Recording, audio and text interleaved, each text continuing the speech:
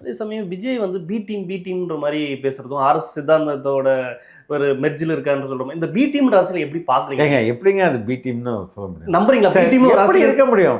சரி, B team இருக்கும், நம்ம இல்லைன்னு சொல்ல வரல. இப்போ ஃபார் எக்ஸாம்பிள்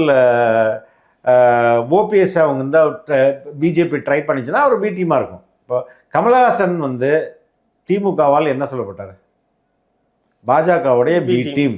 பாஜக இந்துத்துவவாதிகள் இது எல்லாருமே சொன்னாங்க. திமுக மட்டும் சொல்லலை, இங்கே இருக்கிற எல்லா அரசியல் கட்சிகளும், திமுக கூட்டணியில் இருக்கிற எல்லா அரசியல் கட்சிகளும் கமலஹாசன் வந்து ஆர்எஸ்எஸ்ஸால் அனுப்பப்பட்ட கைக்கூலி, பிஜேபி பி டீம் அப்படின்னாங்க.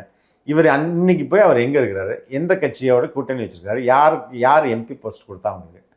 அப்போ இவர்களை எதிர்க்கும் போதெல்லாம் பி டீம், பிஜேபியோட பி டீம். இல்லை எதிர்ப்பு இல்லை, நான் உங்கள் கூட வரேன்னா அவர் திராவிட பாதுகாவலர், மதவாத எதிர்ப்பாளர், மதவாதத்துக்கு எதிராக போர் புரிந்து தமிழ்நாட்டில் மதவாதத்தை தடுக்கிறார். இப்படி தான் இவங்க வந்து உடனே பார்த்த பிஜேபியில் போனால் வாஷிங் மிஷின் மாதிரி, இங்கே போனால் அந்த பி டீமை வாஷ் பண்ணி உடனே திராவிடம் 2.0 போட்டு தூக்கி போட்டுருவாங்க.